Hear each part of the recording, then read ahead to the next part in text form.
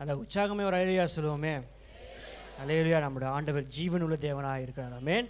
நம்ம இவ்வளோ ஜீவனுள்ள ஒரு ஆராதனையை தேவனுக்கு செலுத்துகிறோம். அதே போல் ஒரு உற்சாகமாக ஜீவனுள்ள ஒரு அலையிலியா சொல்லுவோமா? அல்லேலூயா. ஆமென். கர்த்தர் நம் மத்தியில் இருக்கிறார். கண்களை மூடி ஜெபித்து நம் வார்த்தைக்கு நேராக கடந்து செல்வோம். ஹல்லேலூயா, ஹல்லேலூயா. நம்ம ஜெபிக்கிற ஜெபம் ஒரு 1.5 நிமிஷமாக இருந்தாலும் இந்த ஜெபத்தை நீங்கள் உண்மையாய் செய்யும்படி நான் அன்புடன் தாழ்மையுடன் கேட்டுக்கொள்கிறேன். உங்களுடைய தலைகள் எல்லாம் பரலோகத்துக்கு நேராக உயர்த்தி ஜெபியுங்கள். நம் தேவன் பரலோகத்தில் இருக்கிறார். ஹல்லேலூயா, ஹல்லேலூயா. ஆண்டவரே, வசனமானது ஆண்டவர் இந்த பலிபீடத்தில் இருந்து ஆண்டவரை புறப்பட்டு செல்வதாக. ஆண்டவரை, காயத்தோடு வந்தவர்களுக்கு ஆண்டவரை ஆறுதலான வார்த்தைகள் ஆண்டவரை புறப்பட்டு வருவதாக. ராஜா, ஆண்டவர் என்ன கேள்வியோடு வந்திருக்கிறார்களோ ஆண்டவரை அத்தனை கேள்விகளுக்கும் பதில் கொடுக்கும்படியாக ஆண்டவரை ஒரு வார்த்தை கூட மாம்சத்திலே பேசாதபடிக்கு, மனுஷகத்திலே பேசாதபடிக்கு ஆவியானவர் ஒரு வார்த்தையும் ஆண்டவர் அடியான் மூலமாய் பேசும்படி நான் கேட்டுக்கொள்கிறேன். ஆண்டவரை, அடியானை மறைத்து நீரே வெளிப்படுகிறாக. ஆண்டவரே, சபையிலே ஆண்டவர் ஆரம்பத்திலே ஆண்டவர் உட்கார்ந்திருக்கிற சிறு பிள்ளைகள் முதல் ஆண்டவரை கடைசியில் உட்கார்ந்திருக்கிற நபர் வரைக்கும் ஆவியானுடைய கரம் இறங்குவதாக, உம்முடைய பிரசனம் இறங்குவதாக, உம்முடைய ஆளுகை செய்வதாக. ஆண்டவரே, மனுஷக ஆளுகை அல்ல ஆண்டவரே, எங்கள் சிந்தனைகளை ஆண்டவரே உம்மது கரத்தில் நாங்கள் ஒப்புக் கொடுக்கிறோம். எங்களுடைய சிந்தனைகள் சிதறடிக்காதபடிக்கு ஆவியானவர் ஆளுகை செய்யும். வார்த்தையானது தரையிலே விழாதபடிக்கு 100,000 பல மடங்கு கிரியை செய்ய நாங்கள் ஒப்புக் கொடுக்கிறோம். மீட்பர் இயேசு நாமத்தில் ஜெபிக்கிறோம் எங்கள் ஜீவன தகப்பனே. ஆமென், ஆமென், ஆமென். இந்த மாதம் வாக்குத்தத்தை எடுத்துக்கொள்வோம். 1 சாமுவேல் புஸ்தகம் 12வது அதிகாரம் 22ஆம் வசனம். 1 சாமுவேல் 12வது அதிகாரம் 22ஆம் வசனம்.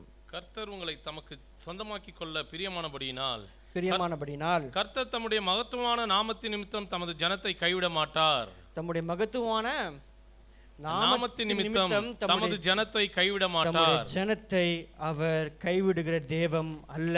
ஹல்லேலூயா.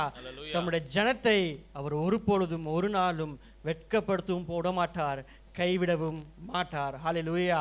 நாம் அவருடைய ஜனமாய் இருக்கிறோம். அந்த நிச்சயம் எத்தனை பேர் இருக்கிறது? ஆமென்.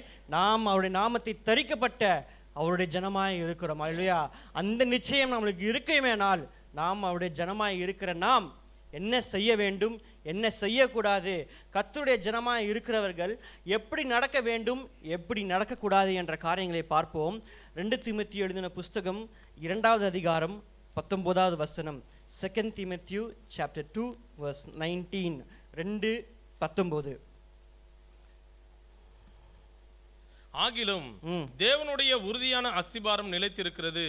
கர்த்தர் தம்முடையவர்களை அறிவார் என்பதும், கிறிஸ்துவின் நாமத்தை சொல்லுகிற எவனும் அநியாயத்தை விட்டு விலக கடவன் என்பதும். போதும்.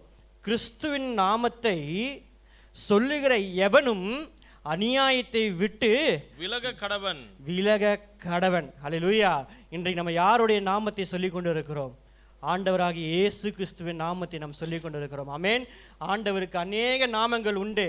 என்னென்ன நாமம் பார்த்தீங்க அப்படின்னா, அவர் நல்லவர், அவர் போதுமானவர், அவர் வல்லவர், அவர் இரட்சகர், நம்மளுக்கு மீட்பராக இருக்கிறார் அப்படின்னு சொல்லி நம்ம ஆண்டவராகிய இயேசு கிறிஸ்துவின் நாமத்தை சொல்லுகிறவர்களாக இருக்கிறோம். தீமோத்தேயு என்ன சொல்லுவார் அப்படின்னா, அவருடைய நாமத்தை சொல்லுகிற எவனும், அது யாராய் இருந்தாலும், அது போதகராய் இருந்தாலும் சரி, விசுவாசிகளாய் இருந்தாலும் சரி, ராஜாக்களாய் இருந்தாலும் சரி, யாராய் இருந்தாலும், எவனாக இருந்தாலும், கர்த்தரின் நாமத்தை சொல்லுகிற நாம் அநியாயத்தில் நடக்க கூடாது. ஹல்லேலூயா. அநியாயத்தை விட்டு விலகி இருக்க வேண்டும். இன்றைக்கு நம்ம ஆண்டவருக்கு விரோதமாக நாம் எத்தனை அநியாயங்களை செய்கிறோம். கர்த்தர் இஸ்ரவேல் ஜனங்களுக்கு சில வழிமுறைகளை கொடுத்திருந்தார், சில விதிமுறைகளை கொடுத்திருந்தார். ஆனால் இஸ்ரவேல் ஜனங்கள் ஒரு விதிமுறைகளையும் கர்த்தர் அவர்களுக்கு கொடுத்த ஒரு கற்பனையையும் அவர்களுக்கு விரோதமாய், தேவனுக்கு விரோதமாய், கர்த்தருடைய ஜனங்கள் என்று சொன்ன இஸ்ரவேல் ஜனங்கள் தேவனுக்கு விரோதமாய் அநியாயத்தை செய்தார்கள். யாத்ராகமம் புஸ்தகம் 20வது அதிகாரம் 3வது வசனத்தை வாசிப்போம். யாத்ராகமம் 20:3. என்ன என்று உனக்கு வேறே தேவர்கள் உண்டாயிருக்க வேண்டாம். என்னை அன்றி உனக்கு வேறு வேறு தேவர்கள் தேவர்கள் உண்டாய் இருக்க வேண்டாம். அது ஆங்கிலத்திலே பார்க்கிறோம், you shall have no other god before me அப்படின்ற காரியத்தை பார்க்கிறோம். பிஃபோர் மீ அதற்கு என்ன அர்த்தம் என்றால், தேவனுக்கு முன்பதாக நம்முடைய வாழ்க்கையிலே தேவன் மாத்திரம்தான் முதல் இடத்திலே இருக்க வேண்டும். ஹல்லேலூயா. நம்முடைய வாழ்க்கையிலே தேவன் முதல் இடமாக இல்லை என்றால் நம் தேவனுக்கு விரோதமாய் அநியாயம் செய்கிறவர்களாக இருக்கிறோம். இந்த அநியாயத்திற்கு ஒரு எக்ஸ்பிளனேஷன் இருக்கு. அது நம்ம அநியாயத்திற்கு சரியான ஒரு மீனிங், ஒரு சரியான விடை என்று பார்த்தீங்கன்னா ஆங்கிலத்தில் இனிக்விட்டின்னு இருக்கு. அதாவது இன்ஈக்விட்டி இல்லை, இனிக்விட்டி, INIQUITY, இனிக்விட்டின்ற இருக்குது. அது கிரேக்க மொழியில் பார்த்தீங்கன்னா மிக அழகாக அவர்கள் சொல்லியிருக்கிறார்கள். 2 வார்த்தை இருக்குது கிரேக்க மொழியில். அதாவது அநியாயத்திற்கு அனோமியா என்ற ஒரு வார்த்தையும் அடிக்கியா என்ற ஒரு வார்த்தையும் இருக்கிறது. அனோமியாவுக்கு என்ன அர்த்தம் என்றால் லாலெஸ்னஸ், தமிழில் பார்த்தீங்கன்னா அராஜாகம், சட்டமின்றி அராஜகத்துடன் வாழ்வது அநியாயமாய் இருக்கிறது. ஹல்லேலூயா. அதுக்கப்புறம் பார்த்தீங்கன்னா அடிக்கியா அப்படின்றதுக்கு என்ன அர்த்தம் என்றால் ரொம்ப அழகான வார்த்தை, எல்லா இடத்துலையும் ஒரு தரம் என்று இருக்கிறது. ஆமென். எல்லா இடத்துலையும் ஒரு ஸ்டாண்டர்ட் ஒன்று இருக்குது. இப்போ இன்றைக்கி நம்ம ஏஜில் இருக்கிறோன்னா ஏஜிக்கு ஒரு தரம் உண்டு. இன்று நம்ம ஆராதனைக்கு வந்திருக்கிறோன்றால் இந்த ஆராதனைக்கு ஒரு ஸ்டாண்டர்ட் உண்டு. நம்ம வெளியே இடத்துல வேலைக்கு செய்கிறோம், வெளியே அலுவலகத்தில் நம்ம வேலை செய்கிறோம் என்றால் அந்த அலுவலகத்தில் என்ன உண்டு, சில ஸ்டாண்டர்டு உண்டு.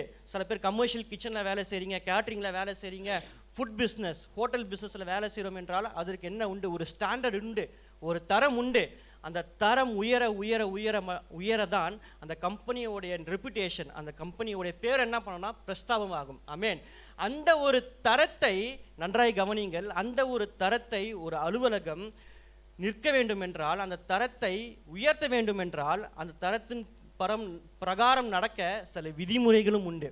ஆமென். அதுக்கு இங்கிலீஷில் பார்த்தீங்கன்னா கோட் ஆஃப் காண்டக்ட் அப்படின்னு சொல்லுவாங்க. வேலை செய்கிறவங்க அநேகருக்கு தெரியும், கோட் ஆஃப் காண்டக்ட்னு சொல்லுவாங்க. அப்படின்னா என்னென்னா சில விதிமுறைகள் உண்டு. அந்த விதிமுறைகள் படி தான் நடக்க வேண்டும். நாம் அலுவலகத்துக்கு போகிறோம் என்றால் நம்மளுக்கு இஷ்டப்பட்ட ட்ரெஸ்ஸை போட்டுக்கிட்டு, நம்மளுக்கு இஷ்டப்பட்டபடி உக்காந்துக்கிட்டு, நம்ம இஷ்டப்பட்ட வார்த்தைகளை நம்ம என்ன பண்ண முடியாது, வீட்டில் பேசுகிற மாதிரி நம்ம அலுவலகத்தில் பேச முடியாது, நம்ம வேலை செய்கிற இடத்துல பேச முடியாது. ஏன் அப்படி என்றால் சில விதிமுறைகள் அந்த அலுவலகம் வைத்திருக்கிறது. ஏன் அந்த விதிமுறைகளை வைத்திருக்கிறது என்றால் அந்த அலுவலகத்தோடைய தரத்தை அந்த அலுவலகம் உயர்த்த வேண்டும். அதற்காக தான் அந்த விதிமுறைகளை வைத்திருக்கிறது. ஆமென். அதே போல தான் ஆண்டவராகிய இயேசு கிறிஸ்துவும் பரிசுத்தமாய் வாழ்வதற்கு ஒரு தரத்தை வைத்திருக்கிறார். ஆமென். ரட்சிப்பின் வாழ்க்கையை வாழ்வதற்கு ஒரு தரத்தை வைத்திருக்கிறார். விசுவாசத்தின் வாழ்க்கையை வாழ்வதற்கு ஒரு தரத்தை வைத்திருக்கிறார். எல்லாவற்றுக்கும் ஒரு தரம் இருக்கிறது. அந்த தரத்திலே நாம் நிற்க வேண்டும் என்றால் அதற்கு கர்த்தர் சில விதிமுறைகளை வைத்திருக்கிறார். பரிசுத்தமாய் வாழ்வதற்கு ஒரு தரம் உண்டு என்றால் கர்த்தர் பரிசுத்தமாய் வாழ்வதற்கு சில விதிமுறைகளை வைத்திருக்கிறார். விசுவாசிகள் இப்படிதான் இருக்க வேண்டும், ஒழுக்கமுள்ளவர்களாக இருக்க வேண்டும், நேரத்துக்கு சபைக்கு வர வேண்டும் அப்படின்ற சில விதிமுறைகளை கர்த்தர் வைத்திருக்கிறார். ரட்சிப்பின் வாழ்க்கையிலே நாம் தரமாய் வாழ வேண்டும் என்றால், கர்த்தர் வைத்திருக்கிற தரத்திலே நாம் வாழ வேண்டும் என்றால், ரட்சிப்பின் வாழ்க்கை நாம் இஷ்டம் போல வாழ்க்கையில் வாழ முடியாது. கர்த்தர் அதற்கு சில விதிமுறைகளை வைத்திருக்கிறார். நம் விசுவாசத்தின் பிரயாணத்திலே நாம் தொடர்ந்து பிரயாணம் செய்வோம் என்றால் அதற்கு கர்த்தர் ஒரு தரத்தை வைத்திருக்கிறார். அந்த தரத்திலே நாம் நிலைத்து நிற்க வேண்டும் என்றால் அந்த ஓட்டத்திலே ஓடுவதற்கு கர்த்தர் சில விதிமுறைகளை வைத்திருக்கிறார். ஆமென். அந்த விதிமுறைகளின்படி நடப்பவர்களே தேவனுடைய ஜனமாய் இருக்கிறார்கள். அந்த விதிமுறைக்கு எதிராக செல்லுகிறது தான் அநியாயம். அல்லேலூயா. எத்தனை பேருக்கு புரியுது? ஒரு தரம் இருக்கிறது என்றால் அதற்கு சில விதிமுறைகள் உண்டு. அந்த விதிமுறைகள் படி நடக்கிறவங்க தான் தேவனுடைய ஜனம். அந்த விதிமுறைகளுக்கு எதிராக நடக்கிறவர்கள் கர்த்தர் சொல்கிறார், எனக்கு விரோதமாக அவர்கள் அநியாயம் செய்கிறார்கள். ஹல்லேலூயா. இந்த இஸ்ரவேல் ஜனங்கள் அப்படிதான். 20வது அதிகாரம் 3ஆம் வசனம் வாசிக்கிறோம், என்னை அன்றி வேறு தேவர்கள் உண்டாயிருக்க வேண்டாம், மேலே வானத்திலும் கீழே பூமியிலும் பூமியின் கீழ் தண்ணீரிலும் உண்டாயிருக்கிறவைகளுக்கு ஒப்பான ஒரு சொரூபத்தையாகிலும் யாதொரு விக்கிரகத்தையாகிலும் நீ உனக்கு உண்டாக்க வேண்டாம் என்று கர்த்தர் முன்னாடியே இஸ்ரவேல் ஜனங்களுக்கு சொன்ன காரணம் என்னவென்றால், கர்த்தர் நன்கு அறிந்திருந்தார் அவர்கள் வரும் காலத்திலே என்ன செய்வார்கள், தங்கள் வழியிலே சென்று அவர்களுக்கு ஒரு தெய்வத்தை உண்டாக்குவார்கள் என்று தேவன் நன்கு அறிந்தபடினால் முன்னாடியே ஒரு விதிமுறையை கொடுத்துட்டார், முன்னாடியே ஒரு சட்டத்தை வைத்தார். என்ன சட்டம் என்றால், you shall have no god before me, எனக்கு முன்பதாக ஒரு தெய்வத்தையும் நீ வணங்கவும் கூடாது, ஒரு விக்கிரக ஆராதனையும் நீ உண்டாக்கவும் கூடாது என்று கர்த்தர் சொன்னார். ஆனால் இந்த ஜனங்கள் செய்த காரியம் என்னவென்றால், யாத்ராகமத்தின் புஸ்தகம் 32வது அதிகாரம் 1ஆம் வசனத்திலே வாசிக்கிறோம். யாத்ராகமத்தின் புஸ்தகம் 32ஆம் அதிகாரம் 1ஆம் மோசே மலையிலிருந்து இறங்கி தாமதிக்கிறதை ஜனங்கள் கண்டபோது, இந்த வசனத்தை நம்ம நன்கு கவனிப்போம். தாமதம் ஆகிறது. மோசே மலையிலிருந்து கீழே வருவதற்கு தாமதம் ஆகிறது. ஜனங்கள் கண்டபோது, தாமதம் ஆகிறது ஜனங்கள் கண்டபொழுது அவர்கள் ஆரோனிடத்தில் கூட்டம் கூடி அவனை நோக்கி, எகிப்து தேசத்திலிருந்து எங்களை அழைத்து கொண்டு வந்த அந்த மோசேக்கு என்ன சம்பவித்ததோ அறியோம், ஆதலால் நீர் எழுந்து எங்களுக்கு முன் செல்லும் தெய்வங்களை எங்களுக்காக உண்டு பண்ணும் என்றார்கள். எதற்காக அப்படின்றால், இப்போ நம்ம வாழ்க்கையில் கூட பாருங்களேன், நான் சின்ன வயசுல இருந்து நான் கேட்டுக்கொண்டு இருக்கிற காரியம் என்னவென்றால், இயேசு வருகிறார், இயேசு சீக்கிரமாய் வருகிறார் அப்படின்ற காரியத்தை சிறு வயது முதல் கொண்டு எனக்கு நினைவு தெரிந்த நாள் கொண்டு சண்டே ஸ்கூல்ல இருந்து இப்போ வரைக்கும் நான் கேட்குற காரியம் என்னவென்றால், இயேசு என்ன பண்றார், சீக்கிரமா வருகிறார், சீக்கிரமா வருகிறார் அப்படின்னு கேள்விப்பட்டு கொண்டே இருக்கிறோம். ஆனால் கர்த்தர் வர தாமதம் ஆகிறது. அதே போலதான் மோசே மலைக்கு செல்வதற்கு முன்பதாக என்ன சொல்லிட்டு போயிருப்பார், வந்துருவேன் அப்படின்னு சொல்லிட்டு போயிருப்பாரு. இப்போ மோசே போயிட்டாரு. வருவதற்கு தாமதமான உடனே இந்த ஜனங்களுக்கு என்ன இல்லை, பொறுமை இல்லை. மோசே வருவார் என்ற ஒரு நம்பிக்கை இல்லை. அந்த வசனத்தை பின்னாடி வாசிக்கிறோம். அதே வசனம் திருப்பி வாசிங்களேன். 32:1. ஆதலால் நீர் எழுந்து எங்களுக்கு முன் செல்லும் தெய்வங்களை, அது இருங்க நான் வாசிக்கிறேன். எகிப்து தேசத்திலிருந்து எங்களை அழைத்து கொண்டு வந்த அந்த மோசேக்கு என்ன சம்பவித்ததோ என்ன ஆயிடுச்சுன்னு எங்களுக்கு தெரியாதுப்பா. மோசேக்கு என்ன ஆனது எங்களுக்கு தெரியாது. எகிப்து தேசத்திலிருந்து அவங்க சொல்றதே ஃபர்ஸ்ட் தப்பு. எகிப்து தேசத்துல இருந்து அவர்களை வழி நடத்தி கொண்டு வந்தது தெய்வம், மோசே கிடையாது. அவங்க என்ன சொல்றாங்கன்னா, வழி நடத்தி கொண்டு வந்த மோசேக்கு என்ன ஆனது என்று அறியோம். அதே போலதான் இன்றைக்கு நம்ம இங்க அமர்ந்திருக்கிறோம். தேவனுடைய வசனத்தை வார வாரம் கேட்கிறோம். கர்த்தர் சீக்கிரமாய் வரப்போகிறார் என்று சொல்லுகிறோம். இன்றைக்கு கூட நீங்க பாத்தீங்கன்னா, இந்த வாரத்துல அநேக தீர்க்க தரிசனங்கள் நிறைவேறி கொண்டே இருக்கிறது. பூமி அதிர்ச்சிகள் புதுசா புதிய இடத்திலே உலகம் எங்கும் பூமி அதிர்ச்சிகள் வந்து கொண்டே இருக்கிறது. பஞ்சங்கள் வந்து கொண்டே இருக்கிறது. கர்த்தருடைய வார்த்தை ஒன்றும் தரையிலே விழாதபடிக்கு ஒரு தீர்க்க தரிசனமும் நிறைவேறி கொண்டுதான் இருக்கிறது.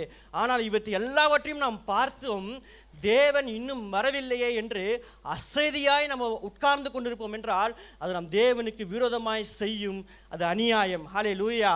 அவர்கள் பொறுமையை இழந்தார்கள். மோசே வரவில்லை என்று பொறுமையை இழந்தபடினால் கர்த்தர் அவர்களை கைவிடவே இல்லை. கர்த்தர் அவர்களுக்கு பண்ணின உடன்படிக்கையை கர்த்தர் உண்மையாக தான் இருந்தார்.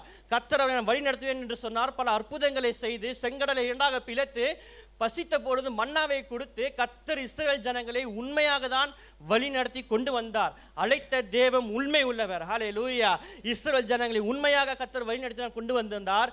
ஆனால் இந்த ஜனங்களோ இயேசுவுக்கு பதிலாக, தெய்வத்திற்கு பதிலாக, யாவே என்ற வல்லமையுள்ள நாமத்தை உள்ள தெய்வத்திற்கு பதிலாக வேறு ஒரு தெய்வத்தை வைத்தார்கள்.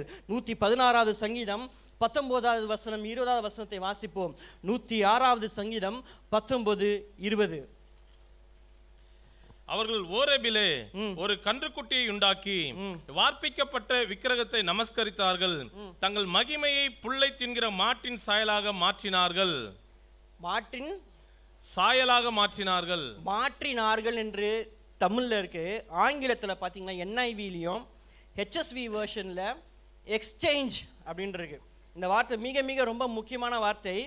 ஏன் தமிழை மாற்றினார்கள் அப்படின்னு இருக்கிறாங்க தெரியல. ஆனால் இந்த NIV வெர்ஷன்லையும் ESV ஆங்கில வேதத்தில் பார்த்தீங்கன்னா எக்ஸ்சேஞ்சுன்ற வார்த்தை இருக்கு. எக்ஸ்சேஞ்சுக்கு என்ன அர்த்தம் அப்படின்னா உங்களுக்கு எல்லாருக்கும் தெரியும், பரிமாற்றம் செய்கிறது அப்படின்னா பதிலாக. ஆமென். இந்த இஸ்ரவேல் ஜனங்கள் என்ன ஒரு அநியாயத்தை செய்தார்கள் என்றால், தேவனுடைய ஜனம் என்று சொல்லுகிற இஸ்ரவேல் ஜனங்கள் செய்த அநியாயம் என்ன, கர்த்தரை வைக்க வேண்டிய இடத்திலே பதிலாக ஒரு பொன்னினால் செய்த கன்றுக்குட்டை என்ன பண்ணாங்க, வைத்தார்கள். அது எக்ஸ்சேஞ்ச், பரிமாற்றம் செய்யப்பட்டார்கள்.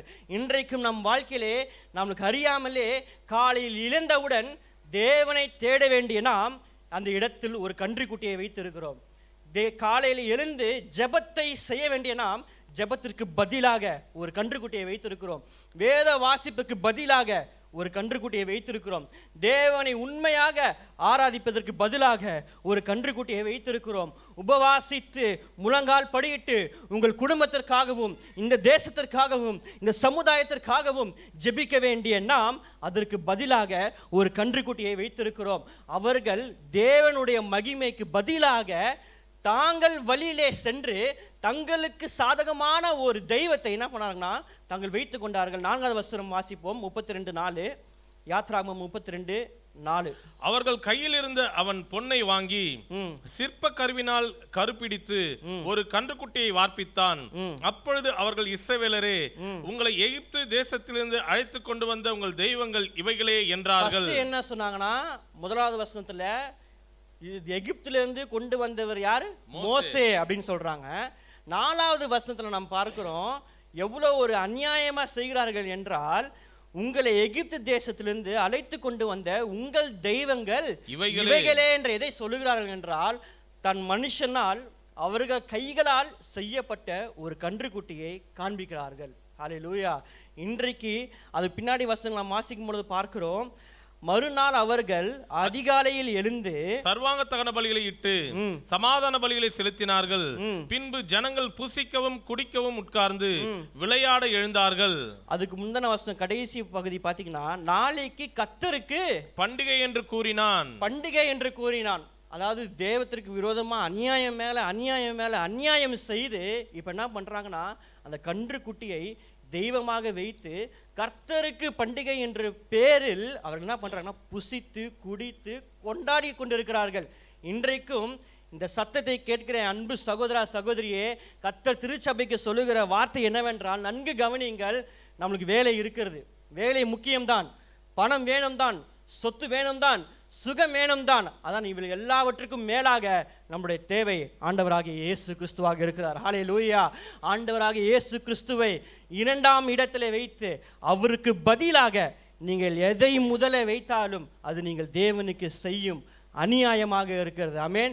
நாம் காலையில் எழுந்து தேவனை முதலாவது தேடுகிறவர்களாக இருக்க வேண்டும். கர்த்தர் அதில் வைராக்கியம் உள்ளவராக இருக்கிறார். இந்த வசனம் தெளிவாக சொல்லுகிறது, தேவனுக்கு விரோதமாக இயேசுவின் நாமத்தை சொல்லுகிற எவனும், கிறிஸ்துவின் நாமத்தை சொல்லுகிற எவனும் அநியாயத்தை விட்டு விலக கடவன். ஆமென். அநியாயத்தை விட்டு நாம் விலக வேண்டும் என்றால் இஸ்ரவேல் ஜனங்களை போல நாம் கன்று குட்டிகளை முதன்மையாக வைக்கக்கூடாது. கர்த்தருக்கு மாத்திரம்தான் அந்த முதன்மையான இடத்தை கொடுக்க வேண்டும். ஹல்லேலூயா. இன்னொரு வார்த்தையை சொல்ல விரும்புகிறேன். கர்த்தர் உங்கள் வாழ்க்கையில் முக்கியமானவர் என்று அல்ல. கர்த்தர் எப்பொழுதுமே எக்காலமும் சதா காலங்களும் அவர் முக்கியமானவர் தான். ஆனால் நம்முடைய வாழ்க்கையிலே முக்கியமானவர் என்றதை விட முதன்மையான இடத்தை கர்த்தருக்கு கொடுக்க வேண்டும். ஆமென். நீங்கள் முதன்மையான இடத்தை நீங்கள் கர்த்தருக்கு கொடுக்கும் பொழுது கர்த்தர் உங்கள் வாழ்க்கையில் எவ்வளவு முக்கியமானவர் என்று நீங்கள் அறிந்து கொள்கிறீங்களோ இல்லையோ, உங்களை சுற்றி உள்ளவர்கள் உங்கள் வாழ்க்கையிலே கர்த்தர் இருக்கிறார், நீங்கள் வணங்குகிற தெய்வம் உண்மையான தெய்வம் என்று அவர்கள் அறிந்து கொள்ளும்படியாக கர்த்தர் உங்கள் வாழ்க்கையிலே மகிமையான காரியங்களை செய்வார். அப்படிப்பட்ட மகிமையான காரியங்களை செய்ய வேண்டும் என்றால் முதலாவது இடம் கர்த்தருக்கு நாம் கொடுக்க வேண்டும். ஹல்லேலூயா. பொறுமையுடன் இருக்க வேண்டும். சில காரியங்கள் கர்த்தர் நம்மளுக்கு வைத்திருக்கிறார். அவருடைய பாதையில் நடப்பது கடினம்தான், காத்திருப்பது கடினம்தான், மன்னிப்பது கடினம்தான். இருந்தாலும் கர்த்தருடைய வார்த்தைக்கு கீழ்ப்படிந்து நடப்பது மிக கடினம்தான். அவர் வைத்திருக்கிற பாதை மிக குறுகின பாதையாக இருக்கலாம், அவர் வைத்திருக்கிற பாதை கல்லும் முள்ளும் உள்ள பாதையாக இருக்கலாம். ஆனால் கர்த்தர் வைத்திருக்கிற பாதையிலே நடப்பதுதான் நீதி. ஹல்லேலூயா. ஒருவருக்கும் கர்த்தர் ஒரு பாதையை வைத்திருக்கிறார். அந்த பாதையிலே நடப்பதுதான் நீதி. அந்த பாதையில் நடக்காமல் இஸ்ரவேல் ஜனங்களை போல தங்கள் பாதையிலே நீங்கள் நடக்க ஆரம்பிப்பீர்கள் என்றால் அது நீங்கள் தேவனுக்கு விரோதமாய் செய்யும் அநியாயம். ஹல்லேலூயா. எதை விதைக்கிறோமோ அதை அறுப்பாய். அப்ப அநியாயத்தை விதைத்தா நம்ம எதை அறுப்போம்? அநியாயத்தை மாத்திரமே அறுப்போம். நாம் கடைசி நாட்களில் வாழ்ந்து கொண்டிருக்கிறோம். தேவ ஜனமே, கர்த்தருக்கு நீங்கள் முதல் இடத்தை கொடுங்கள். கர்த்தர் வர தாமதமாக இருக்கலாம், ஆனால் சோர்ந்து போகாதபடிக்கு உங்கள் விசுவாச ஓட்டத்தை, உங்கள் ரட்சிப்பின் ஓட்டத்தை நீங்கள் தொடர்ந்து ஓடும் பொழுது கர்த்தர் உங்களை நிச்சயமாய் வெட்கப்பட்டு போக விடமாட்டார். உங்களை கைவிடாமல் நடத்த அவர் போதுமான தேவனாக இருக்கிறார். ஹல்லேலூயா. தேவனுடைய சித்தம் தாமதமாக தோன்றும் பொழுது நம்மளுடைய விருப்பத்தை தெரிந்து கொள்வதும் அது அநியாயம்தான். கர்த்தர் நம்மளுக்கு ஒரு சித்தத்தை வைத்திருக்கிறார், கர்த்தர் நம்மளுக்கு ஒரு நோக்கத்தை வைத்திருக்கிறார், கர்த்தர் ஒருவருத்தருக்கும் அழைத்திருக்கிறார், தனிப்பட்ட முறையாக அழைத்திருக்கிறார், ஒருவருத்தருக்கும் ஒரு திட்டத்தை வைத்திருக்கிறார். அந்த திட்டத்தின் பிரகாரம் தான் நான் நடக்க வேண்டும். அதுவே தேவ நீதி. ஹல்லேலூயா. அந்த திட்டத்திற்கு மாறுபாடாக நாம் நடக்கும் பொழுது அது அநீதியாக இருக்கும், அது அநியாயமாக இருக்கும். நான் முன்னாடி சொன்ன மாதிரி கம்பெனியில் ஒரு செட் ஆஃப் ரூல்ஸ், ஒரு ரூல்ஸ் வச்சிருக்காங்க, ஒரு விதிமுறைகளை வைத்திருக்கிறார்கள் என்றால் அந்த விதி பிரகாரம் நான் நடப்பதே நீதி. ஆமென். அந்த விதிமுறைகள் பிரகாரமும் அந்த சட்டத்தின் பிரகாரமும் நடக்கிறவர்கள் தான் நீதி. அதற்கு விரோதமாக செயல்படுகிறவர்கள் அநியாயம் செய்கிறவர்களாக இருக்கிறார்கள். நாம் தேவன் விதித்த விதிமுறைகளை ஜாக்கிரதையாகவும் தேவ பயத்தோடவும் அன்போடவும் நாம் தேவன் நம்மளுக்கு கொடுத்திருக்கிற விதிமுறைகளை நாம் பின்பற்றி வாழ்க்கையில் நடக்கும் பொழுது கர்த்தர் நம் வாழ்க்கையில் நிச்சயமாக பெரிய காரியங்களை செய்ய போதுமானவராக இருக்கிறார். ஹல்லேலூயா. எந்த காரியங்களை நாம் கன்றுக்குட்டியாக வாழ்க்கையில வைத்திருக்கிறோம், நம்ம வேதத்தை வைத்திருக்கிற கையில் இன்னைக்கு அநேகர் கையில் என்ன இருக்குது? மொபைல் ஃபோன் இருக்குது. வேதத்திற்கு பதிலாக கன்றுக்குட்டியை வைத்து விட்டோம். பரிசுத்தமாய் வாழ வேண்டிய நாம் அசுத்தத்திலே வாழ்ந்து கொண்டு இருக்கிறோம். கர்த்தருக்கு பிரகாரங்களை நடக்க வேண்டிய நாம் உலகத்தின் காரியங்களை நடந்து கொண்டிருக்கிறோம். கர்த்தர் நம்மளுக்கு வைத்திருக்கிற பாதையை நடக்க வேண்டிய நாம் நமக்குன்னு ஒரு பாதையை தெரிந்து கொண்டு, இஸ்ரவேல் ஜனங்கள் அவர்களுக்கு என்று ஒரு தெய்வத்தை தெரிந்து கொண்டது போல நாமும் நமக்கு ஒரு பாதையை தெரிந்து கொண்டு இதுதான் சரி, இதுதான் கரெக்டு, பைபிள் வசனத்தின் அடிப்படையாக நம்முடைய பாதையை தெரிந்து கொள்ளாமல் நம்மளுடைய சுய ஞானத்தின் மூலமாக ஒரு பாதையை தெரிந்து கொள்வது தேவனுக்கு அது செய்யும் அநியாயம். ஹல்லேலூயா. நாம் தொடர்ந்து அநியாயம் செய்வோம் என்றால் கர்த்தருடைய எச்சரிப்பின் வார்த்தை வந்து கொண்டிருக்கிறது. தானியேலின் புஸ்தகம் 5வது அதிகாரம் 25, 27 வசனம் இப்படியாக சொல்லுகிறது. மேனே மேனே தேக்கல் உபாசின், திராசிலே நிற்கப்பட்டு நீ குறையாய் காணப்படுவாய் என்றால், நான் மீண்டுமாக சொல்லுகிறேன், திராசிலே வெட்கப்பட்டு குறையாக எண்ணப்படுவாய் என்றால், ஒரு வசனத்தை வாசித்து மீண்டும் இந்த வசனத்துக்கு வருவோம். 2 கொரிந்தியன் புஸ்தகம் 5வது அதிகாரம் 10ஆம் வசனம். 2 Corinthians chapter 5 verse 10. ஏனென்றால் சரீரத்தில் அவனவன் நன்மைக்காவது தீமைக்காவது தக்க பலனை அடையும்படிக்கு நாம் எல்லாரும் கிறிஸ்துவின் நியாயஸ்தானத்திற்கு முன்பாக வெளிப்பட வேண்டும். மறுபடியும் வாசிப்போம்.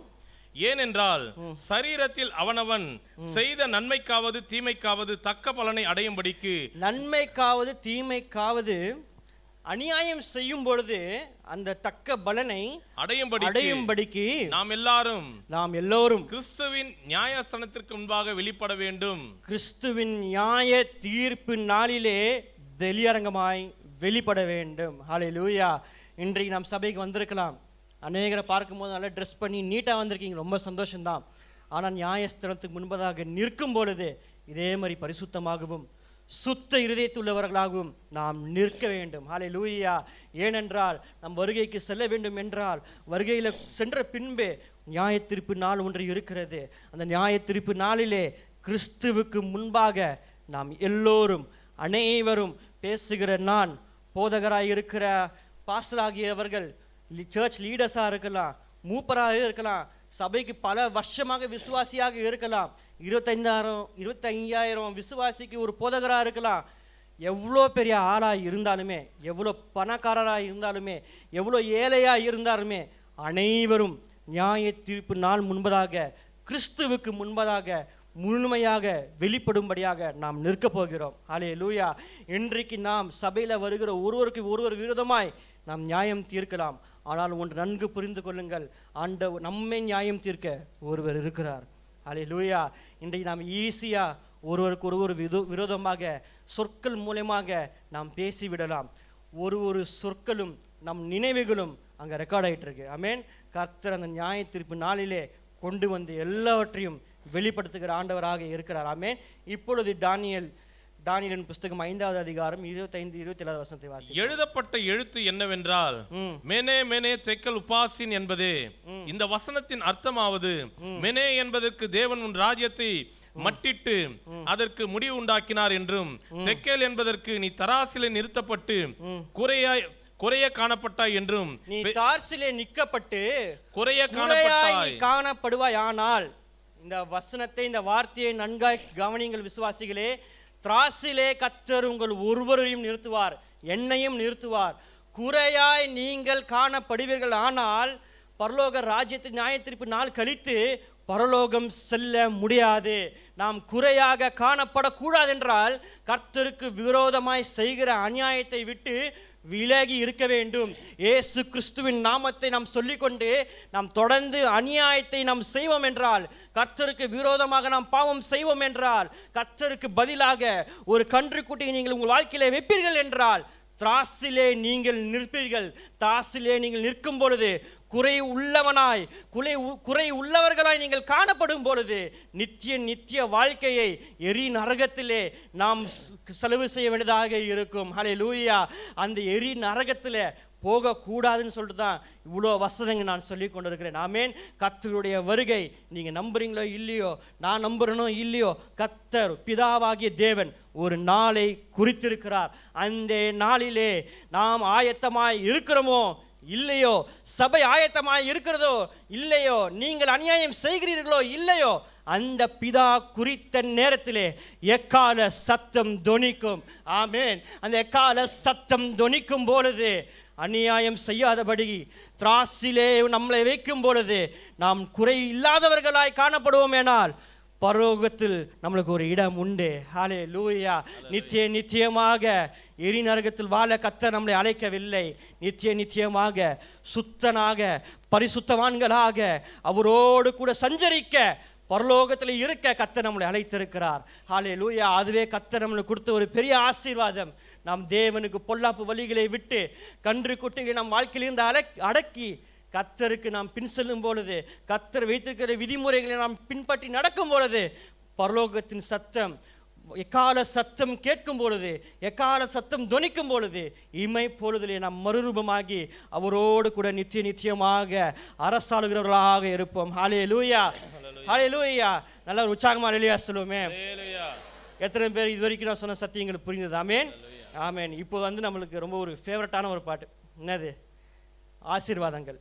நம்ம ஆண்டவருக்கு உண்மையாக நடப்போம் என்றால் கர்த்தர் நம்மளுக்கு என்னென்ன ஆசீர்வாதங்களை வைத்திருக்கிறார் என்றதை நாம் பார்ப்போம். இவ்வளோ நான் கிட்டத்தட்ட ஒரு 25 நிமிடமாக நாம் என்ன செய்ய வேண்டும் என்று நான் சொல்லியிருக்கிறேன். அநேகர் இந்த பகுதியை விட்டுட்டு நான் கடைசியாக பேசுகிற 15 நிமிஷம் அநேகருக்கு பிடிச்சிருக்கலாம். ஆனால் இதுவும் நீங்கள் சிந்தித்து பார்க்க முடியாது நான் சொல்லுகிறேன். ஆமென். எடுத்து வாசிப்போம். 2 சாமுவேலின் புஸ்தகம் 4வது அதிகாரம் 4வது வசனம். 2 சாமுவேல். சவுலின் குமாரன் யோனத்தானுக்கு 2 காலும் முடமான ஒரு குமாரன் இருந்தான். சவுலும் யோனத்தானும் மடிந்த செய்தி இஸ்ரவேலிலிருந்து வருகிற போது அவன் 5 வயதுள்ளவனாய் இருந்தான். அப்பொழுது அவனுடைய தாதி அவனை எடுத்துக்கொண்டு ஓடிப்போனாள். அவள் ஓடிப்போகிற அவசரத்தில் அவன் விழுந்து முடவனானான். அவனுக்கு மேவி போசேத் என்று பேர். மேவி போசேத் என்றதான ஒரு பெயர். இது எத்தனை பேருக்கு இந்த வேத பகுதி மேவி போசேத் அப்படின்ற ஒரு நபர் வேதத்தில் இருக்கிறாரா அப்படின்னு அநேகருக்கு தெரியாமல் இருந்திருக்கலாம். உங்களுக்கு தெரியவில்லை என்றால் இன்றைய காலை வேளையிலே நாம் தியானிக்க போகிறோம். நன்று கவனித்து தெரிந்து கொள்ளுங்கள். 1 சாமுவேல் புஸ்தகம் 20வது அதிகாரம் 15-16. மேவி போசேத் யார் அப்படின்னு நம்ம முதல்ல பார்த்துட்டு மீதி காரியங்கள் நாம் பார்ப்போம். 1 சாமுவேல் 20வது அதிகாரம் 15-16. கர்த்தர் தாவீதின் சத்துருக்களாகிய ஒவ்வொருவரையும் பூமியின் மேல் இராதபடிக்கு வேறு அறுக்கும் போதும் நீர் என்றைக்கு உமது தயவை என் வீட்டை விட்டு அகற்ற விடாமலும் இருக்க வேண்டும் என்றான். இப்படி யோனத்தான் தாவீதின் குடும்பத்தோட உடன்படிக்கை பண்ணி போனோம். இப்போ யார் 2 பேர் இங்க உடன்படிக்கை பண்ணுறாங்க? யார் உடன்படிக்கை பண்ணுறாங்கன்னா தாவீதும் யோனத்தான் அல்ல, யோனத்தானும் தாவீதும் உடன்படிக்கை செய்கிறார்கள். என்ன உடன்படிக்கை செய்கிறார்கள் என்றால், நீ தான்ப்பா ஃபியூச்சரில் ராஜாவாக போற, என்னுடைய வீட்டை நினச்சி என்ன பண்ணு, தயவு பாராட்டு, உன்னோட தயவு எப்பவுமே எங்க கூட என்ன பண்ணோம், எங்கள் வீட்டோட உன்னோட தயவு எப்பொழுதும் இருக்க வேண்டும் என்று சொல்லி யோனத்தான் தாவீதுடைய குடும்பத்து கூட உடன்படிக்கை செய்கிறவனாய் இருக்கிறான். சவுலுடைய குமாரன் தான் யாரு? யோனத்தான். யோனத்தானுக்கு ஒரு குமாரன் உண்டு. அவன் பேர் தானே இது மேவி போசேத். யோனத்தானுடைய குமாரன் தான் யாருன்னா மேவி போசேத்து. இப்போ 2 சாமுவேல் 9வது அதிகாரம் 1-4 வசனம் வாசிப்போம். 2 சாமுவேல் chapter 9 verse 1 and 4. யோனத்தான் நிமித்தம் என்னால் தயவு பெறத்தக்கவன் எவனாவது சவுலின் வீட்டாரில் இன்னும் மீதியாய் இருக்கிறவன் உண்டா என்று தாவீது கேட்டான். இப்ப தாவீதுக்கு என்ன ஞாபகம் வருது, நம்ம யோனத்தான் கூட ஒரு உடன்படிக்கை பண்ணிருக்கிறோமே, அவனோட வீட்டாரில் யாரா இருந்தா என்ன பண்ணணும், நம்ம தயவு பாராட்டணும் அப்படின்னு சொல்லி தாவீது இப்போ ராஜாவாயிட்டான். ராஜாவான உடனே அவன் பண்ண உடன்படிக்கை தாவீதுக்கு ஞாபகம் வருகிறது. ஞாபகம் வந்தோடனே அவன் அங்கே வேலைக்காரர்களை பார்த்து கேட்கிறான், யோனத்தானின் நிமித்தம், இந்த வார்த்தை மிக மிக முக்கியம், யோனத்தான் நிமித்தம் தயவு பெறுவதற்கு எவனாவது சவுலின் வீட்டில் உண்டா அப்படின்னு கேட்குறான். இவனுக்கு மேவி போசத்துக்கு என்னது தெரியாது. தாவீது ராஜாக்கு யோனத்தானுக்கு ஒரு குமாரன் இருக்கிறான் அப்படின்னு தாவீது ராஜாக்கு தெரியாது. இப்போ 4வது வசனத்தை வாசிப்போம். அவன் எங்கே என்று ராஜா கேட்டதற்கு சீபா ராஜாவை பார்த்து, இதோ அவன். சீபா யாருன்னா சவுலுடைய வேலைக்காரன், சரிங்களா? சீபா ராஜாவை பார்த்து, அவன் லோதேபேரிலே அமீலியேலின் குமாரனாகிய மாகீரின் வீட்டில் இருக்கிறான் என்றான். ஓகே, இப்போ நம்ம 2 காரியங்களை பார்க்கிறோம். லோதேபேர் அப்படின்னு காரியத்தை பார்க்குறோம். அப்படியே பார்த்தீங்கன்னா மேவி போசேத், எனக்கே கொஞ்சம் தமிழ் அப்படிதான் இருக்கும், கொஞ்சம் எதனா சொன்ன அட்ஜஸ்ட் பண்ணிக்கோங்க. மேவி போசேத்தும் லோதேபேர், இந்த 2 பேர்களை பார்ப்பீர்கள் என்றால், மேவி போசேத்துக்கு ஹீப்ரூவில் என்ன அர்த்தம் பார்த்தீங்கன்னா ஷேம், அவமானம், அவமானத்தின் வாய் வழியாய் பிறந்தவன் என்று அர்த்தம். From the mouth of shame he was born. மேவி போசத்துக்கு பேர் என்ன? தமிழில் ரொம்ப அழகாக மேவி போசத்துன்னு இருக்கு, ஆனால் அது ஹீப்ரூவில் போய் பார்த்தா அவமானத்தின் வாயில் பிறந்தவன், அதுதான் அந்த பேருக்கு அர்த்தம். அதே மாதிரி லொதேபார் அப்படின்ற வேர்டுக்கு பார்த்தீங்கன்னா அந்த வேர்டு வந்து ஆக்சுவலி தமிழில் ஒன்றாக இருக்கிறது. ஹீப்ரூவில் 2 வேர்டு, லோ தெபார் அப்படின்னு பார்த்தீங்கன்னா, லோ அப்படின்னு ஹீப்ரூவில் என்னன்னு பார்த்தீங்கன்னா நோன் அர்த்தம், இல்லை அப்படின்ற அர்த்தம். தெபாருக்கு பார்த்தீங்கன்னா மேய்ச்சல் என்ற அர்த்தம். அப்போது அது என்ன ஊர் அப்படின்னா, அவன் தங்கியிருந்த இடம் மேய்ச்சல் இல்லாத ஒரு இடம். ஆமென். இன்னொன்று பார்த்தீங்கன்னா அதுக்கு ஆங்கிலத்தில் ஒரு வார்த்தை இருக்குது, அந்த வார்த்தை நானே இந்த வாரம் தான் கற்றுக்கிட்டேன். நத்திங் வில், NOTHING, வில்லேஜ்னு சொல்கிறோம்ல, வில், அந்த வில் அப்படின்னு பார்த்தீங்கன்னா தமிழில் ஒன்றுமில்லாத ஊர். அவன் ஒன்றுமில்லாத ஊரிலே வசித்து வருகிறான், மேய்ச்சல் இல்லாத ஒரு பட்டணத்திலே வசித்து வருகிறான். ஏன் அங்கே அவன் வசித்து வருகிறான் என்றால், இவன் யார் அப்படின்றால் ராஜாவுடைய வம்சம். யார்? மேவி போசத்துக்குள்ளே யாருடைய ரத்தம் இருக்குது? ராஜாவின் ரத்தம் அவனுக்குள்ளே இருக்கிறது. எப்படின்னா, சவுல் ராஜாவாக இருந்தான், அதுக்கப்புறம் யோனத்தான் ராஜாவாக ஆக வேண்டியது. யோனத்தானுக்கு குமாரன் யார் இருக்கிறா? மேவி போசேத். அப்போ இவன் ராஜா வம்சத்தில் வருகிறவன். இது நான் ஏன் இவ்வளோ எக்ஸ்பிளைன் பண்ணி சொல்கிறேன்னா, உங்களுக்கு முடியும் போது உங்களுக்கு நிச்சயமாக புரியும். ஆமென். இதை நீங்கள் கவனிக்கும் பொழுது நிச்சயமாக நான் முடிக்கும் பொழுது உங்களுக்கு காரியங்கள் புரியும் நான் விசுவாசிக்கிறேன். இவன் வந்து ராஜாவுடைய வம்சத்தில் வருகிறான், மேவி போசேத். அப்போ பார்த்தீங்கன்னா அந்த காலத்தில் யுத்தம் செய்யும் பொழுது ஒரு ராஜாவை வீழ்த்தும் போது என்ன பண்ணுவாங்கன்னா, அவனுடைய வம்சத்தை என்ன பண்ணிடுவாங்க? அழிச்சிடுவாங்க. ஏன் அழிக்கிறாங்க அப்படின்னா, எதிர்காலத்தில் ஃப்யூச்சர் என்ன பண்ணக்கூடாது, அவர்கள் வந்து அந்த ராஜ்யத்தை சவால் செய்யக்கூடாது அப்படின்றதுக்காக அக்காலத்திலே ராஜாக்கு இல்லை ராஜாவுடைய குடும்பத்தில் எந்த ஒரு வம்சம், முக்கியமாக ஒரு ஆண் பிள்ளை இருப்பான் என்றால் அவனை நிச்சயமாக என்ன பண்ணுவார்கள்னா கொன்று விடுவார்கள். எந்த வயசும் கூட பார்க்க மாட்டாங்க. பிறந்த குழந்தையாக இருந்தாலும் சரி, வாலிபனாக இருந்தாலும் சரி, மூத்தவனாக இருந்தாலும் சரி, அவனை என்ன பண்ணுவாங்கன்னா கொன்று விடுவார்கள். அவன் என்ன பண்ணுறான், அந்த வருஷத்தை மாஸ்தம் அல்லவா, யோனத்தானும் சவுலும் இறந்ததை அவர்கள் கேள்விப்பட்ட பொழுது அவசரமாக என்ன பண்ணுறாங்க, ஓடுறாங்க. அவனுக்கு 5 வயசில் அவன் தாதி அவனை தூக்கிட்டு ஓடி போகும்பொழுது என்ன ஆகுதுன்னா, கீழே வந்து கால் 2 முடமாகுது. அப்போ அவனுக்கு 2 காலும் இல்லை. அவன் இந்த வாழுகிற இடமானது லொதேபாராக இருக்கிறது. அந்த லொதேபார் வந்து ஒன்றுமில்லாத ஊர், மேய்ச்சல் இல்லாத ஊராக இருக்கிறது. அங்கே யார் வாழ்வார்கள் என்று பார்த்தீங்கன்னா, அவுட்காஸ்ட் அண்ட் ஃபியூஜிட்டிவ்ஸ். அவுட்காஸ்ட் அண்ட் ஃபியூஜிட்டிவ்ஸ்க்கு தமிழில் பார்த்தீங்கன்னா சமுதாயத்திலிருந்து ஒதுக்கப்பட்டவர்களும், சமுதாயத்திலிருந்து மறக்கப்பட்டவர்களும், சமுதாயத்திலிருந்து தலைமறைவாக வாழுகிறவர்கள் அங்கே வாழுகிற இடமாக இருக்கிறது. ஆமென். அப்போ இவன் அநேக சர்ச் ஹிஸ்டோரியன்ஸ் என்ன சொல்கிறாங்க அப்படின்னா, மேவி போசேத்து தாவீது ராஜாக்கு பயந்து தலைமறைவாக இந்த லொதேபார் என்ற ஒன்றும் இல்லாத ஊரிலே, பாய்ச்சலே இல்லாத ஒரு ஊரிலே அவன் வாழ்ந்து கொண்டு இருக்கிறான். ஹல்லேலூயா, ஹல்லேலூயா. 7வது 8வது வசனத்தை வாசிப்போம். தாவீது அவனை பார்த்து, நீ பயப்படாதே, உன் தகப்பனாகிய யோனத்தான் நிமித்தம் நான் நிச்சயமாய் உனக்கு தயை செய்து உன் தகப்பனாகிய சவுலின் நிலங்களை எல்லாம் உனக்கு திரும்ப கொடுப்பேன். நீ என் பந்தியில் நித்தம் அப்பம் புசிப்பாய் என்றான். ஆமென். இப்போ பார்த்தீங்கன்னா இப்போ இது வரைக்கும் யாருக்கு புரிஞ்சுது? நான் ரொம்ப சுற்றி வளைச்சுன்னா நான் அநேக இன்ஃபர்மேஷன் கொடுத்துருக்கலாம், ஆனால் நான் புரிஞ்சுதான் நான் நம்புகிறேன். இப்போ தாவீது என்ன பண்ணுறான்னா, யோனத்தான் நிமித்தமாக மேவி போசத்தை அரண்மனைக்குள்ள அழைக்கிறான். அரண்மனைக்குள்ள அழைத்ததும் தாவீது சொல்லுகிற முதல் வார்த்தை, பயப்படாதே, பயப்படாதே, நான் உன் தகப்பனாகிய யோனத்தான் நிமித்தம் நான் நிச்சயம் உனக்கு தயவு செய்தேன். ஹல்லேலூயா. ஒரு யோனத்தான் நிமித்தமாக மேவி போசத்துக்கு ஒன்றுமே இல்லை. அவனுக்கு ஒரு அரண்மனை கிடையாது, ஒரு சிங்காசனம் கிடையாது, அவனுக்கு ஒன்றுமே இல்லை. கால்கள் இல்லை, ஆள்பலம் கிடையாது, பணபலம் கிடையாது, ஒன்றும் இல்லாதவனாக இருக்கும் பொழுது அந்த 8வது வசனத்தை வாசிப்போம். அவன் தாவீதை குறித்து என்ன சொல்கிறான்? அப்பொழுது அவன் வணங்கி, செத்த நாயை போல் இருக்கிற என்னை நீ நோக்கி பார்க்கிறதற்கு உமது அடியான் எம்மாத்திரம் என்றான். செத்த நாயை போல இருந்தேன் அல்ல, இருக்கிறேன். இப்பொழுது அவனுடைய நிலைமை லொதேபாரிலிருந்து அவனை அழைத்து ராஜாவுக்கு முன்பதாக, தாவீது ராஜாவுக்கு முன்பதாக அவன் நிற்கும் பொழுது அவனுடைய தற்போதைய நிலைமை செத்த நாயை போல அவன் இருக்கிறான். ஹல்லேலூயா. இன்றைக்கு இந்த சத்தத்தை கேட்டுக்கொண்டிருக்கிற அநேக உள்ளங்களுக்கு கர்த்தர் சொல்லுகிற காரியம் என்னவென்றால், செத்த நாயை போல நாற்றத்திலே நாம் இன்றைக்கு இருக்கலாம், ஆனால் ஒன்றும் இல்லாதவர்களாக நாம் இருக்கலாம். மேவி போசத்துக்கு சிங்காசனம் இல்லை, கால்கள் இல்லை, அவன் அரண்மனைக்குள்ள வருவதற்கு ஒரு தகுதி கூட அவன்கிட்ட கிடையாது. மேவி போசத்துக்கு ஒரு தகுதி அற்றவன், ராஜாவுக்கு முன்பதாக நிற்க ஒரு தகுதி அற்றவன், செத்த நாயை போல ராஜாவுக்கு முன்பதாக நிற்கிறான். ராஜா அவன் யோனத்தான் நிமித்தம் ஒரு மனிதன் இன்னொரு மனிதனுக்கு பண்ண உடன்படிக்கை, தாவீது என்ற ஒரு மனிதன் யோனத்தான் என்ற மனிதனுக்கு பண்ண உடன்படிக்கை நிமித்தம் தயவு செய்வார் என்றால் நம்மோடு உடன்படிக்கை பண்ணினவர். ஹல்லேலூயா, ஹல்லேலூயா.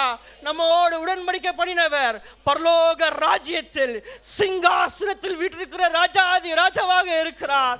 அவர் நம்மளை அழைத்திருக்கிறார். தயவு செய்வார், நிச்சயமாக தயவு செய்வார். ஒரு மனிதனுக்கு பண்ணின உடன்படிக்கையிலே உண்மையாக இருந்து தயவு செய்ய முடியும் என்றால், லோதேபாரிலே வாழ்ந்த மேவி போசத்துக்கு மேய்ச்சல் இல்லாத இடம், ஒன்றும் இல்லாத இடம், ஒன்றும் இல்லாதவனாக இருந்தான்.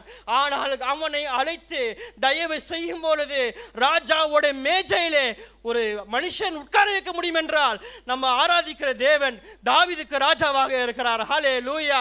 நம்ம ஆராதிக்கிற தேவன் ஆபிரகாமின் தேவன், நம்ம ஆராதிக்கிற தேவன் ஈசாக்கின் தேவன், அவர் யாக்கோபின் தேவனாக இருக்கிறார். ஒன்றும் இல்லாதவனாக செத்த நாயை போல இருக்கிறவனை மேஜையிலே உட்கார கர்த்தரால முடியும் என்றால், ஒரு தாவீது ராஜாவால முடியும் என்றால், நாம் எந்த சூழ்நிலையில் இருந்தாலும், செத்த நிலைமையில இருந்தாலும், ஒன்றுமே இல்லாதவர்களாக இருந்தாலும், ஜீரோவாக நம்ம வாழ்க்கையில் இருந்தாலும், பூஜ்ஜியமாக நம்ம வாழ்க்கையில் இருந்தாலும், எளியவனை குப்பையில் இருந்து தூக்கி எடுத்து ராஜாக்கள் மத்தியிலும் பிரபுக்கள் மத்தியிலும் கர்த்தர் இன்றைக்கு வந்த உங்களை உட்கார செய்வாராக. நீங்கள் கையிட்டு செய்கிற காரியங்களே நன்மை உண்டாகும். மேவே போசத்திற்கு தாவீது செய்வார் என்றால், இன்றைக்கு நாம் அவருடைய நாமத்தை நிமித்தமாக கூடி வந்திருக்கிறோம். கர்த்தர் நமக்கும் நிச்சயமாக செய்வார். ஹல்லேலூயா. அப்படியே 12வது வசனத்தை வாசிப்போம். இதே அதிகாரம் 12வது வசனம். மேவிபோசேத்திற்கு மீகா என்னும் பேருள்ள சிறுவனாகிய ஒரு குமாரன் இருந்தான். சீபாவின் வீட்டிலே குடியிருந்த யாவரும் மேவிபோசேத்திற்கு வேலைக்காரராய் இருந்தார்கள். மேவிபோசேத் ராஜாவின் பந்தியில் நித்தம் அசனம் பண்ணுவனாய் இருந்தபடியினால் எருசலேமிலே குடியிருந்தான். அவனுக்கு 2 காலம் முடமாய் இருந்தது. அந்த 12வது வசனம் கடைசி வாசிப்போம். சீபாவின் வீட்டிலே குடியிருந்த யாவரும் மேவிபோசேத்திற்கு வேலைக்காரராய் இருந்தார்கள். மேவிபோசேத்துக்கு வேலைக்காரராய் நம்மளுடைய சொன்ன இவன் வந்த நிலைமை என்ன? செத்த நாயை போல வந்தான். தாவீது மேவிபோசத்தை அரண்மனையிலே ஒரு எஜமான ஆக்கினார். ஹல்லேலூயா. தாவீதால இப்படிப்பட்ட ஒரு வாழ்க்கையை மாற்ற முடியும்னா, மேவி போசத்துடைய வாழ்க்கையை ஒரே நாளிலே தாவீதால செத்த நாயை போல இருந்த மேவி போசத்தை எஜமானன் ஆக்க முடியும் என்றால், நாம் ஆராதிக்கிற தேவன் நாம் நினைப்பதற்கும் நாம் வேண்டிக் கொள்வதற்கும் அதிகமாய் செய்கிறவர். ஹல்லேலூயா. நாம் எஜமானர்களாக இருக்கிறோம்.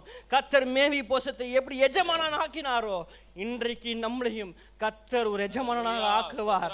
ஹல்லேலூயா. யோபு 8:7 இப்படியாக சொல்லுகிறது, உம்முடைய துவக்கம் அற்பமாய் இருந்தாலும் உம்முடைய முடிவு சம்பூர்ணமாக இருக்கும். ஹல்லேலூயா. இன்றைக்கு கர்த்தர் நம்மளை அழைத்திருக்கிறார் என்றால் நம்முடைய முடிவு எங்க தெரியுமா? பரலோக ராஜ்யத்தில் அவருடைய மேஜையில் நிச்சயமாய் அவரோடு கூட சஞ்சரிக்க கர்த்தர் நம்மளை அழைத்திருக்கிறார். ஹல்லேலூயா. மேவி போசத்துக்கு அந்த வசனம் இப்படியான்னு சொல்லுகிறது, நித்தம் என் மேஜையிலே நீ அப்பம் புசிப்பாய். நித்தம் என்றதுக்கு அர்த்தம் என்னவென்றால் எப்பொழுதும். ஹல்லேலூயா. எந்நேரமும். ஆமென். அதே போல நாமும் நிச்சயமும் நம் ஜீவன் உள்ள நாளெல்லாம் நம் நித்தியமாக பரலோக ராஜ்யத்திலே கர்த்தர் நம்மளுக்கு ஆயத்தம் பண்ணின ஒரு விருந்து உண்டு. அந்த மேஜையில விருந்து சாப்பிடுறது ஆசீர்வாதம் இல்லை, அந்த மேஜையில ஒரு நிரந்தரமான இடத்தை நம்மளுக்கு கொடுத்திருக்கிறார். ஹல்லேலூயா. அதுதான் பெரிய ஆசீர்வாதம். இன்னொன்று பார்த்தீங்கன்னா, மேவி போசத்தை அவனுக்கு முதலாவது இருக்கிற இடமே அரண்மனை தான். அவன் அரண்மனையில் இருக்க வேண்டியவன். ஆனால் பல சூழ்நிலை நிமித்தமாய் அவன் அரண்மனை வாழ்க்கைக்குள்ள போகாமல் லொதேபாரிலே வாழ்ந்து கொண்டிருந்தான். அவனுடைய உரிமை, அரண்மனையிலே வாழ வேண்டியது மேவி போசத்துடைய உரிமை. ஆனால் அந்த உரிமை அவனிடமிருந்து பல சூழ்நிலை நிமித்தமாக அந்த உரிமை அவனிடம் பறிக்கப்பட்டது. அதே போல நாமும் ஏதேன் ஆகிய பரலோக ராஜ்யத்தில் வாழ வேண்டிய நாம் ஆதாம் ஏவாள் பாவம் செய்த நிமித்தமாக அந்த உரிமை பாவன் மனித புத்திரனுக்குள்ள வரும் பொழுது அந்த உரிமை பறிக்கப்பட்டது. அந்த உரிமை மீண்டுமாக நமக்கு கொடுக்கும்படியாக, மீண்டுமாக நம் பரலோக ராஜ்யம் செல்லும்படியாக கர்த்தர் சிலுவையிலே ஒருவருக்காக நமக்காக மீண்டுமாக பரலோக ராஜ்யம் செல்வதற்கு, நம்மளுக்கு இலவசமாக ரட்சிப்பை கொடுப்பதற்கு, நம்மை மனவாட்டியாக தெரிந்து கொள்வதற்கு, நம்மை தம்முடைய சொந்த ஜனங்களாக தெரிந்து கொள்வதற்கு கர்த்தர் சிலுவையிலே அந்த கேடடைந்து நமக்காக மரித்தார். ஏனென்றால் மேவி போசத்து அவனுடைய உரிமை, அரண்மனையில் வாழ வேண்டியது அவனுடைய உரிமை, அந்த உரிமை அவன் பறிக்கப்பட்டது. இன்றைக்கு நாமும் ஆதாம் ஏவாள் பாவம் செய்தபடியால் நம்மளுடைய உரிமை பறிக்கப்பட்டது. கர்த்தர் மேவி போசத்தை எப்படி கடைசி நாட்களிலே ஜீவனுள்ள நாட்களெல்லாம் மேவி போசத்து அரண்மனையில் வாழ்ந்தானோ, அதே போல நாமும் ஜீவனுள்ள நாட்களெல்லாம் நம்முடைய நித்தியத்தை பரலோகத்திலே நாம் செலவு செய்யும்படியாக கர்த்தர் நமக்காக மரித்த ஆண்டவராக இருக்கிறார். ஹல்லேலூயா. இன்னொரு விஷயத்தை மாத்திரம் பார்த்து நம்ம முடிப்போம். மேவி போசேத், யார் அழைத்தா மேவி போசேத்தை? தாவீது அழைத்த பொழுது அவன் மேவி போசேத் என்ன பண்றானா, அது கீழ்ப்படிந்து அந்த அரண்மனைக்கு வந்திருக்கிறான். ஆமென். இன்றைக்கு நம்ம யாரை நம்பி இங்கே வந்திருக்கிறோம்? இயேசு கிறிஸ்துவை நம்பி வந்திருக்கிறோம். ஹல்லேலூயா. அவனை அழைத்தவர் யார்? மேவி போசத்தை அழைத்தது யார்? தாவீது. நம்மை அழைத்தது யார்? ஆண்டவராகிய இயேசு கிறிஸ்து. ஒரு ராஜா மேவி போசத்தை அழைத்து செத்த நாயாய் இருக்கிறவனை எஜமானாய் மாற்ற முடியும் என்றால், தாவீதை நம்பி சென்றவனுக்கே அந்த ஒரு ஆசீர்வாதம் என்றால், இன்றைக்கு நாம் எல்லோரும் கூடி வந்திருக்கிறோமே, யாருடைய நாமத்தை நம்பி கூடி வந்திருக்கிறோம்? பாஸ்டருடைய நாமமா? ஏஜி சபன் என்ற ஒரு நாமமா? இல்ல, கர்த்தருடைய நாமத்தை அவர் நம்பி அவர் அழைத்திருக்கிறபடினால் கூடி வந்திருக்கிறோம். ஹல்லேலூயா. எதற்காக நாம் தேவனை ஆராதிக்கிறோம்? அவர் நம்மளை அழைத்தார் என்ற ஒரு நம்பிக்கை. நம்மளை ரட்சிக்கப்படும் பொழுது, ஞானஸ்தானம் எடுக்கும் பொழுது நம்மளை அழைத்தது ஆண்டவராகிய இயேசு கிறிஸ்து. மேவி போசேத் தாவீது அழைப்பை ஏற்றி அவன் செல்லும் பொழுது, அவன் அரண்மனைக்குள்ளே தகுதியற்றவன், அந்த அரண்மனைக்குள்ளே செல்லும் போது கர்த்தர் அவனை செத்த நாயை போல இருந்த அவனை அற்பமான ஒரு ஆரம்பம், ஒன்றுமில்லாத ஒரு ஆரம்பம். சில காரியங்கள் உங்கள் வாழ்க்கை தாமதமாக இருக்கலாம், தாமதமாக ஆகுறதுனால அநேக வேதனையோடு நீங்கள் அமர்ந்து கொண்டிருக்கலாம். சில ஆசீர்வாதங்கள், சில நன்மைகள் உங்கள் வாழ்க்கை தாமதமாக இருக்கலாம். அதற்காக நீங்கள் சோர்ந்து போகாதீர்கள், பொறுமையுடன் காத்து கொண்டிருங்கள்.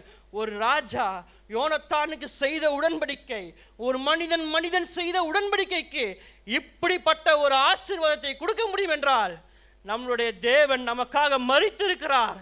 மரித்து தம்முடைய மனவாட்டியாக வேறு பிரித்திருக்கிறார். ஹல்லேலூயா. அப்படிப்பட்ட தேவனை நாம் ஆராதிக்க வந்திருக்கிறோம். ஹல்லேலூயா. நீங்கள் உங்கள் கன்று குட்டைகளை விலக்கி பொல்லாப்பு வழிகளை விட்டு நீங்கள் தேவனை நோக்கி உண்மையாக ஆராதனை செய்யும் பொழுது, உங்கள் முதலாவது வாழ்க்கையிலே முதலாவது எழுந்திருக்கும் பொழுது தேவனுக்கு மாத்திரமே அந்த முதல் இடத்தை நீங்கள் கொடுக்கும் பொழுது, நீங்கள் திராசிலே வைக்கும் பொழுது குறை இல்லாத இல்லாதவர்களாக நீங்கள் காணப்படும் பொழுது செத்த நாயாக மேவி போசத்தை கர்த்தர் எஜமானன் ஆக்கினது போல இன்றைக்கும் உங்கள் வாழ்க்கையில மேவி போச தாவீதை நம்பிதானே வந்தா. இன்னைக்கு நம்ம வந்தது இயேசு கிறிஸ்துவை நம்பி வந்திருக்கிறோம். அவரை நம்பி வந்த ஒருவரும் வெட்கப்பட்டு போவதே இல்லை. ஹல்லேலூயா. அவரை நம்பி வந்த ஒருவரும் கைவிடவே மாட்டார். அவர் கைவிடுகிற தேவன் அல்ல. ஹல்லேலூயா. அப்படியே எழுந்து நின்று ஒரு வசனத்தை சபையா சேர்ந்து வாசிப்போமா?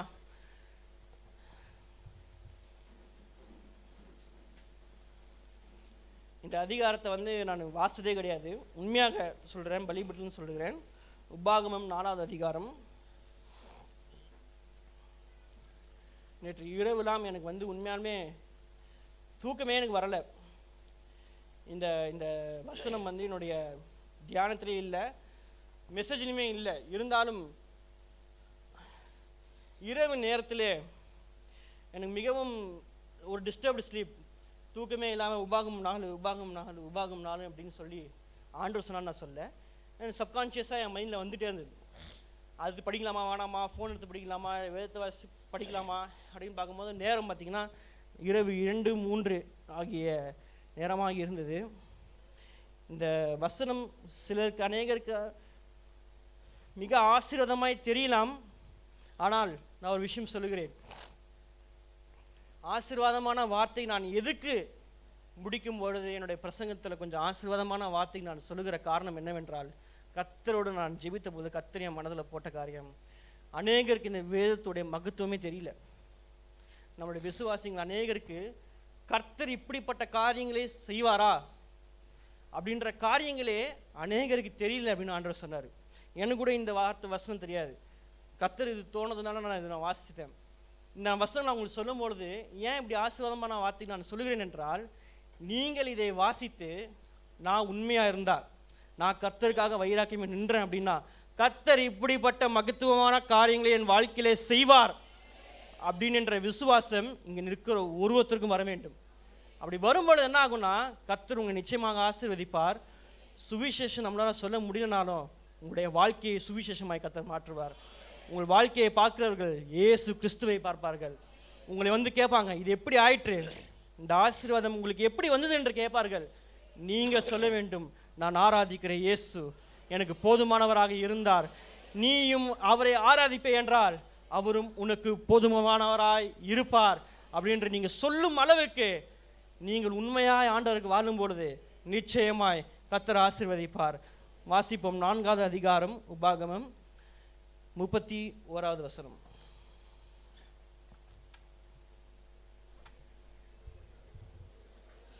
உன் தேவனாகிய கர்த்தர் இரக்கமுள்ள தேவனாய் இருக்கிறபடியால் அவர் உன்னை கைவிடவும் மாட்டார், உன்னை அழிக்கவும் மாட்டார். உன் பிதாக்களுக்கு தாம் ஆணையிட்டு கொடுத்த உடன்படிக்கையை மறக்கவும் மாட்டார். மறுபடியும் வாசிப்போம் 31வது வசனத்தை மறுபடியும் வாசிப்போம். உன் தேவனாகிய கர்த்தர் நல்ல அழுத்தி வாசிங்க. இரக்கமுள்ள தேவனாய் இருக்கிறபடியால் அவர் உன்னை கைவிடவும் மாட்டார், உன்னை அழிக்கவும் மாட்டார். உன் பிதாக்களுக்கு தாம் ஆணையிட்டு கொடுத்த உடன்படிக்கையை மறக்கவும் மாட்டார். 32வது வசனம். தேவன் மனுஷனை பூமியிலே சிருஷ்டித்த நாள் முதல் உனக்கு முன் இருந்த பூர்வ நாட்களில் வானத்தின் ஒரு முனை தொடங்கி அதன் மறுமுனை மட்டுமுள்ள எவ்விடத்திலாகிலும் இப்படிப்பட்ட பெரிய காரியம் நடந்ததுண்டோ, இப்படிப்பட்ட காரியம் கேள்விப்பட்டதுண்டோ? 35வது வசனம். அக்கினியின் நடுவில் இருந்து 35 கர்த்தரே தேவன், அவரை அல்லாமல் வேறொருவரும் இல்லை என்பதை நீ அறியும்படிக்கு இது உனக்கு காட்டப்பட்டது. கர்த்தரே தேவன். ஆமென். ஹல்லேலூயா. அவரே அல்லாமல் வேறு ஒருவரும் இல்லை என்பது அவருடைய ஜனங்களாய் இருக்கிற இந்த காலை ஆராதனைக்கு வந்த நீங்கள் அறியும்படி இது உனக்கு காணப்பட்டது. எது உனக்கு காணப்பட்டது என்றால் 32வது வசனம் சொல்கிறது, வானத்தின் ஒரு முனை தொடங்கி அது மறுமுனை மட்டும் எவ்விடத்திலும் இப்படிப்பட்ட ஒரு பெரிய காரியம் நடந்தது உண்டோ? ஹல்லேலூயா. வானத்தின் ஒரு முனை தொடங்கி வானத்தின் மறுமுனை மட்டும் இவ்விடத்திலே, இந்த பிரபஞ்சத்திலே, இந்த உலகத்திலே உனக்கு முன்பதாக வாழ்ந்த பூர்வ காலத்திலே உள்ளவர்கள் இப்படிப்பட்ட ஒரு பெரிய காரியம் நடந்தது உண்டோ? அப்படிப்பட்ட பெரிய காரியங்களை உங்கள் வாழ்க்கையிலே கர்த்தர் செய்வாராக. ஹல்லேலூயா. ஷபா லக ரெதே நெகோ ரிபா லக ரதா நபலகே ரிபா ரபா நகரபோ. இப்படிப்பட்ட பெரிய காரியங்களை நீ கேள்விப்பட்டாயோ? இப்படிப்பட்ட பெரிய காரியங்களை நீ கண்டாயோ? கர்த்தர் செய்வார். அப்படிப்பட்ட பெரிய காரியங்களை உங்கள் வாழ்க்கையிலே செய்ய அவர் போதுமான தெய்வமாக இருக்கிறார். ஹல்லேலூயா. கர்த்தருடைய ஆசீர்வாதம் வானத்திற்கு எட்டும் அளவுக்கு கர்த்தர் உங்களை நிச்சயமாக ஆசீர்வதிப்பார். நீங்கள் கேட்கிற காரியம் எதுவோ, நீங்கள் வேண்டிக் கொள்கிற காரியம் எதுவோ, நீங்கள் ஜெபத்தின் மூலமாக, உபவாசத்தின் மூலமாக உங்களுடைய கன்று குட்டிகளை நீங்கள் விலக்கி தேவன் இடத்திலே அமர்ந்து நீங்கள் கேட்கிற காரியம் எதுவோ, அதற்கு மேலாக இந்த உலகம் காணாத, இந்த உலகம் கேட்டிராத பூர்வ காலத்திலே உடைய முன்னோர்களின் வசனம் அப்படிதான் சொல்லுகிறது, உடைய முன்னோர்களின் உடன்படிக்கையை அவர் மறக்க மாட்டார். நம்முடைய முன்னோர்கள் யார் தெரியுமா? ஆபிரகாம், ஈசாக்கு, யாக்கோபு.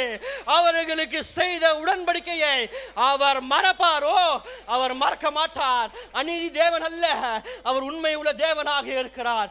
நிச்சயமாக இந்த உலகம் காணாத பெரிய காரியத்தை, இந்த உலகம் கேட்டிராத ஒரு பெரிய காரியத்தை உங்கள் வாழ்க்கையில் அவர் செய்வார்.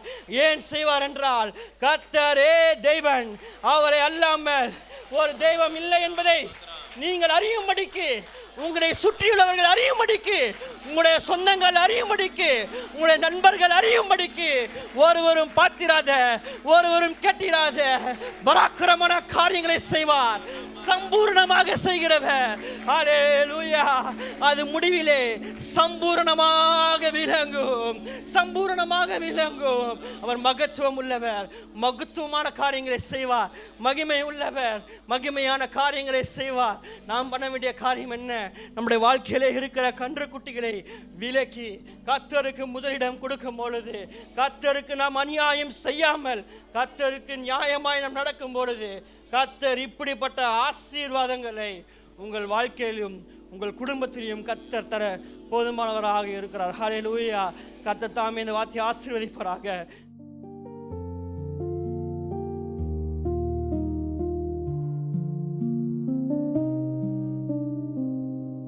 ஆபக்கூக் 2:3 குறித்த காலத்துக்கு தரிசனம் இன்னும் வைக்கப்பட்டிருக்கிறது. முடிவிலே அது விளங்கும், அது பொய் சொல்லாது. அது தாமதித்தாலும் அதற்கு காத்திரு. அது நிச்சயமாய் வரும், அது தாமதிப்பதில்லை. தேவ செய்தியை கேட்ட உங்களை கர்த்தர் ஆசீர்வதிப்பாராக. கர்த்தருடைய நாள் சமீபமாய் இருக்கிறபடியால் உண்மையுள்ளவராகவும், தாழ்மையுள்ளவராகவும், பரிசுத்தம் உள்ளவராகவும் எப்பொழுதும் தேவனை சந்திக்க ஆயத்தமாயிருங்கள். மாரநாதா இயேசுவே, சீக்கிரமாய் வாரும். ஹல்லேலூயா.